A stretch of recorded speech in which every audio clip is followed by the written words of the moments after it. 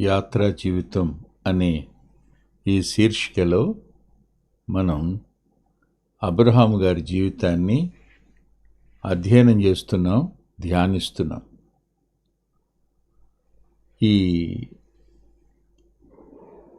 యాత్ర చేసే ఈ మార్గాలు ఎంత రమ్యాలో అవి మన ఊహకు అందవు. దేవుని యొక్క మార్గాలను గ్రహిస్తూ ఆయన చేయబోయే కార్యాలను ఆలోచిస్తూ ఆ కార్యం వల్ల నష్టం జరుగుతుందని, తీర్పులోనికి అనుకులు వెడుతున్నారని గ్రహించి విజ్ఞాపన చేయడం అనేది యాత్రికుని యొక్క ఓ ఉన్నతమైన పని. దేవునితో నిలిచి మాట్లాడిన అబ్రహాము దగ్గరికి సమీపించి మాట్లాడాడని రాస్తుంది. 50 మంది నుంచి 10 మంది వరకు బేరం చేసుకుంటూ వచ్చాడు. వచ్చిన తరువాత యెహోవా అబ్రహాముతో చాలించిన తరువాత మాట్లాడడం చాలించి వెళ్ళిపోయాను అని. అంటే సంభాషణను ముగించింది దేవుడే, అబ్రహాం కాదు. 50 మంది వరకు వచ్చాక, 50 మందితో ఆరంభించాక మౌనంగా ఆయన ఒప్పుకుంటూ వచ్చాడు. అది 10 మంది దగ్గరికి వచ్చేటప్పటికీ ఖచ్చితంగా ఆశ్చర్యం, ఆయన ముగించి వెళ్ళిపోయాడు, సంభాషణ ముగించాడు. అంటే ప్రభు మాట్లాడడానికి అవకాశం ఇచ్చినప్పుడు మాట్లాడడం, ఆయన మౌనమై మాటలు ముగించిన తరువాత మనం కూడా మౌనాన్ని ఆశ్రయించడం చేయాలి. అంతేగాని మనం మన ఇష్టానుసారంగా మాట్లాడుతూ కొనసాగిపోవడం కాదు. దేవుని సన్నిధి ఎప్పుడు మన ప్రార్థనకు ముగింపు పలుకుతుందో అప్పుడు మనం ప్రార్థనను ముగించడం అనేది అత్యవసరం అనిపిస్తూ ఉంటుంది. అబ్రహాము తన ఇంటికి తిరిగి వెళ్ళాడని రాస్తుంది. అబ్రహాం ఇంటికి కాదు వెళ్ళింది, గుడారానికే, ఇల్లు లేదు. కానీ చూడండి, తెల్లవారిన తరువాత ఏం జరిగిందో ఒకసారి చూద్దాం. చూడండి, ఆదికాండం 19వ అధ్యాయం 27వ వచనం. తెల్లవారినప్పుడు అబ్రహాము లేచి తాను యెహోవా సన్నిధిన నిలిచిన చోటుకి వచ్చి, నిన్నటి దినం ప్రభుతో ఎక్కడ మాట్లాడాడో ఆ ప్రార్థనా స్థలానికి అబ్రహాం వచ్చాడు. నువ్వు ప్రభువు కలుసుకున్న చోటు, ప్రభుతో నువ్వు విజ్ఞాపన చేసిన చోటు, అక్కడికి రావడం. సాధు సుందర్ సింగ్ పదే పదే సబాతు అనే చోటుకు వెళ్ళేవాడు ప్రార్థన చేసుకోవడానికి. సహోదరుడు భగత్ అన్న కూనూరుకు పదే పదే ప్రార్థన చేసుకోవడానికి వెళ్ళేవాడు. వారికి ఓ ప్రార్థనా స్థలం ఉంది, దేవునితో కలుసుకునేటువంటి ఒక ప్రత్యేకించుకున్న చోటు. మనకు ఉంటాయి, కానీ ఆ చోటును మనం అంతగా లక్ష్యం చేయం. ఆ చోటుకి ఏదో ప్రాధాన్యత ఉందని కాదు సుమా, అక్కడికి ప్రభు వచ్చాడని, ప్రభు వచ్చి మనం మాట్లాడింది విన్నాడని, ఆయన అనేకసార్లు ఆ ప్రార్థనకు జవాబిచ్చాడని ఆ చోటుకు వెళ్ళి నిలబడ్డాడు. అంటే నిన్నటి దినం ప్రభుతో మాట్లాడిన చోటుకు మళ్ళీ వెళ్ళి నిలబడ్డాడు. నిలబడిన వాడు ఎందుకు నిలబడినట్టు?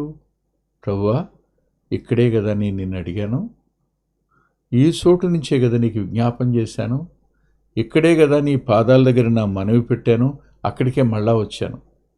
వచ్చిన వాడు ఏం చేశాడో చూడండి.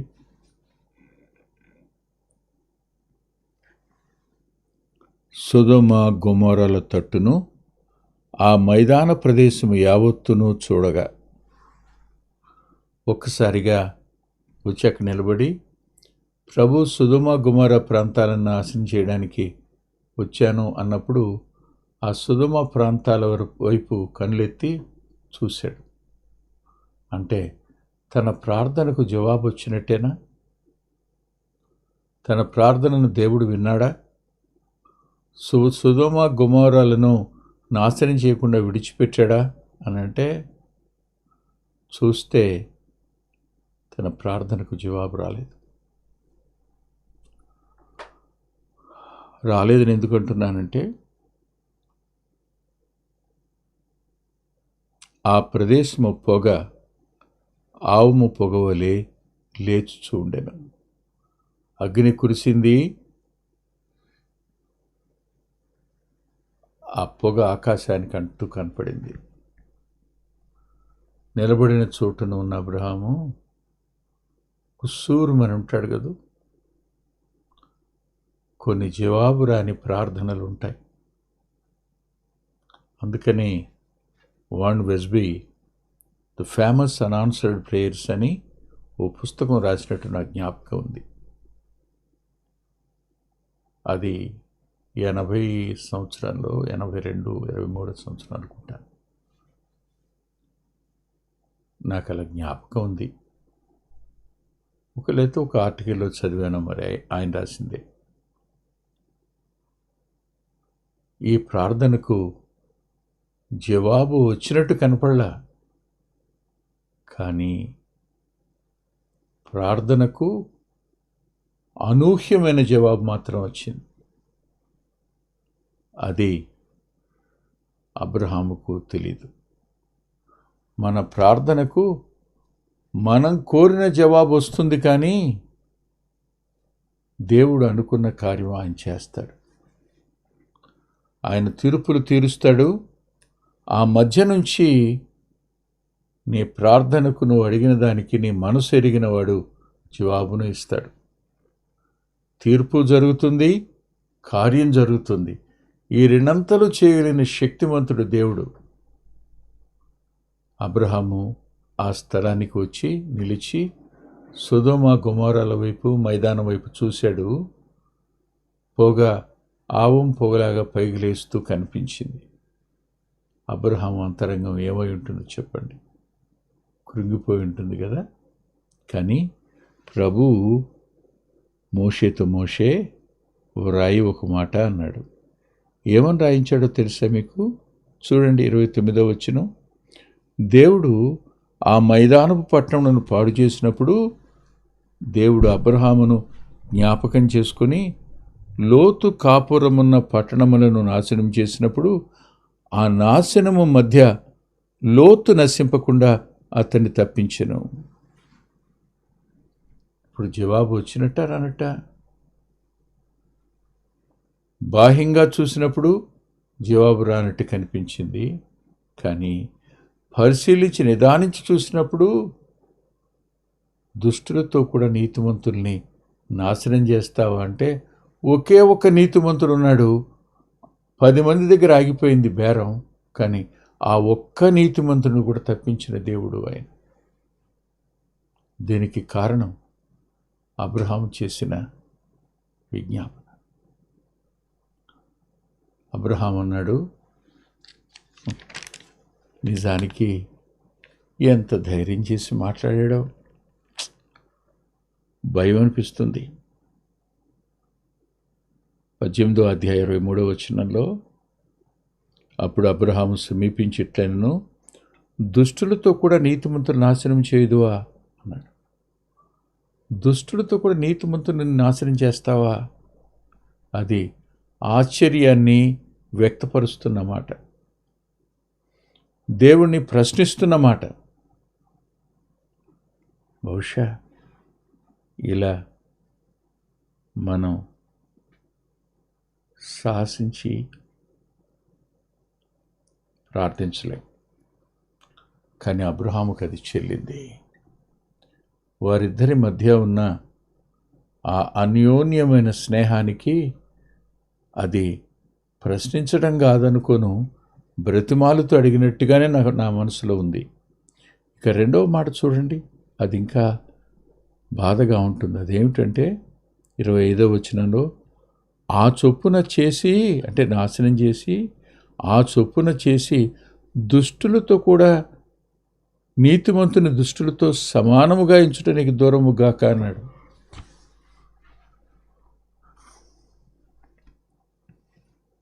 నీవు దుష్టుల్ని నీతిమంతుల్ని సమానంగా ఎంచుతావా? చాలామంది నీతిమంతుల్ని దుష్టులుగా చిత్రీకరిస్తారు. భక్తిపరుల్ని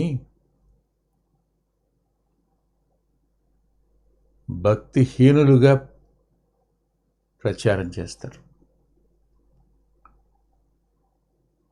సాక్ష్యాన్ని కాపాడిన, దేవుని కృపతో సాక్ష్యాన్ని కాపాడిన వ్యక్తిని సాక్ష్యాన్ని కోల్పోయిన వాడిగా ప్రచారం చేస్తారు. దేవుని మీదే ఆధారపడి విశ్వాసంతో బ్రతికేవాడిని స్కాండలైజ్ చేసి అనేకుల ఎదుట లేనివి కల్పిస్తారు. కానీ దేవుడు అలాంటివాడు కాడు, సమస్తాన్ని చూస్తున్నవాడు. దుష్టులతో పాటు నీతిమంతుల్ని, దుష్టుని నీతిమంతుని సమానంగా చూసేవాడు కాడు. ఆయన కార్యాలు ఆశ్చర్యాలు. అబ్రహాము విజ్ఞాపన 10 మందితో ఆగిపోయింది. దేవుని కనికరం ఒక్కడున్నా కూడా కాపాడేదిగా ఉంది. ఇది నిజంగా ఆశ్చర్యం. నాకు ఓ తమ్ముడు తెలుసు, మన మందిరంలోనే ఉంటాడు. తను ఇలా అన్నాడు, అన్నయ్య, మా అమ్మ, ఆమె ప్రార్థనే మేము ఈరోజు రక్షించబడి మా కుటుంబం అంతా మందిరంలో ఉండడానికి కారణం అన్నయ్య అని. ఒక్క ఆమె. ఆ తమ్ముడు ఎలాంటి పరిస్థితులు గుండా వెళ్ళాడో చూస్తే నిజంగా ఆశ్చర్యం. ఎన్ని కష్టాలు, ఎన్ని నష్టాలు, ఆస్తి అమ్మేసుకున్న పరిస్థితులు, దిక్కుమాలినట్టు ఒంటరివాడైపోయిన పరిస్థితులు, అనారోగ్య పరిస్థితుల్లోనికి వెళ్ళిపోయినవాడు, బ్రతకడం అనవసరం అనుకున్నవాడు. కానీ ఆ తల్లి వృద్ధురాలు తన పిల్లల కోసం చేసిన ప్రార్థనను దేవుడు అంగీకరించి ఇప్పటికీ ఆ విజ్ఞాపనకు ఆయన చెవియొగ్గి జ్ఞాపకార్థంగా ఉన్న ఆ విజ్ఞాపన ప్రార్థనతో ఆ కుటుంబాన్ని కాపాడుకుంటూ వస్తూ కనపడతాడు. దేవుడు విజ్ఞాపనను ఖాతరు చేయనివాడు కాడు, విజ్ఞాపన నిరాకరించేవాడు కాదు, విజ్ఞాపన త్రోసివేసేవాడు అంతకంటే కాదు. ప్రతి విజ్ఞాపన ప్రార్థన దేవుని చిత్తానికి సంబంధించింది కాబట్టి తప్పనిసరిగా దేవుడు ఆ విజ్ఞాపనకు జవాబిస్తాడు. సొదొమను నాశనం చేసేటప్పుడు, సొదొమ గొమొరాలను, మైదాన పట్టణాలను నాశనం చేసేటప్పుడు లోతు తడవు చేశాడనుంది.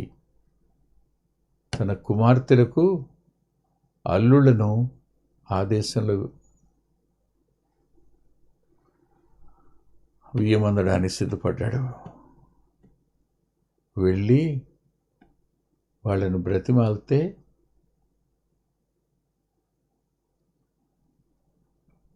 దేవుడు నాశనం చేయబోతున్నాడు అన్నమాట.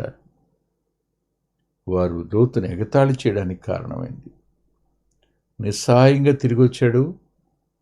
ఇంటిని ఖాళీ చేసి బయటికి రావడానికి లోతు భార్యకు మనసు లేదు, లోతు పిల్లలకు మనసు లేదు.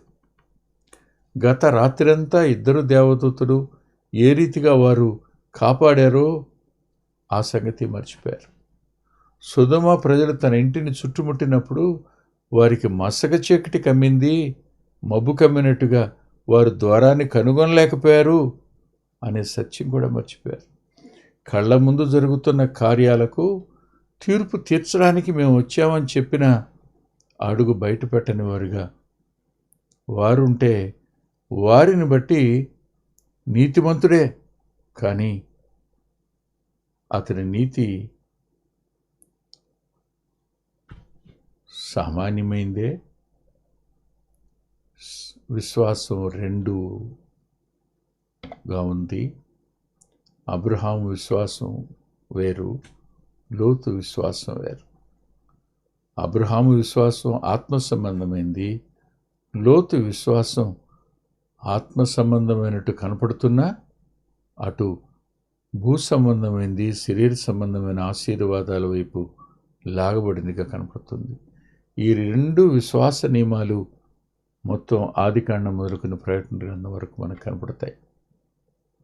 అయినా నీతివంతుడే రావడానికి తడువు చేస్తే అబ్రహామును జ్ఞాపకం చేసుకున్న దేవుడు లోతు చేతుల్ని, లోతు భార్య పిల్లల చేతుల్ని పట్టుకుని వారిని సొదొమ వెలుపలికి తెస్తారు. చెప్పండి, అబ్రహాము విజ్ఞాపన దేవదూతలు చేతులు పట్టుకుని బయటికి తేవడం, లోతు చేతిని, లోతు భార్య చేతిని, లోతు కుమార్తెల చేతిని పట్టుకుని వెలుపలికి లాగిన కారణం అబ్రహామును జ్ఞాపకం చేసుకోవడమే. అందుకని యాకోబు గారు ఒక మాట రాశారు, అది చదువుకుందాం, చదువుకుని ప్రేయర్ చేసుకుందాం. యాకోబు పత్రిక 5వ అధ్యాయం 16వ వచనంలో 2వ భాగం. నీతిమంతుని విజ్ఞాపన మనఃపూర్వకమైనదై బహుబలము గలదిగా ఉండును. అది ఏలియాని గురించి చెప్పిన మాట అయినా అది భక్తులందరికీ చెందేది. అది దైవికమైన ప్రకటన. అబ్రహాము నీతిమంతుడు, అతని విజ్ఞాపన బహుబలమైంది, మనఃపూర్వకమైంది. దేవుడు ఆ విజ్ఞాపనకు కట్టుబడేవాడు. ఆ విజ్ఞాపనను దాటి ఆయన కీడు చేయడు. ఎప్పటికీ కీడు జరగకపోవడానికి నీకోసం విజ్ఞాపన చేస్తున్న నీతిమంతుడే కారణం అని గుర్తుపెట్టుకోండి. ప్రభువు నీకోసం విజ్ఞాపన చేస్తున్నాడు, అది కూడా మర్చిపోవద్దని మనవి చేస్తూ తల్ల వంచండి, ప్రార్థన చేసుకుందాం. ప్రేమగల మా ప్రియ తండ్రి, పరిశుద్ధుడైన గొప్ప దేవ, ప్రత్యేకంగా ఈ రాత్రి మీరు ఇచ్చినటువంటి వాక్యం కొరకే కృతజ్ఞత చెల్లిస్తూ, మరలా మేము కలుసుకునే పర్యంతం మీరు రెక్కల నీడన మమ్మల్ని దాయండని యేసుక్రీస్తు ప్రభు వారి పేరిట ప్రార్థిస్తున్నాం తండ్రి. ఆమేన్. ప్రభు చిత్తమైతే ఆదివారం ఉదయం 8:30 గంటలకు లైవ్లో కలుసుకుందాం.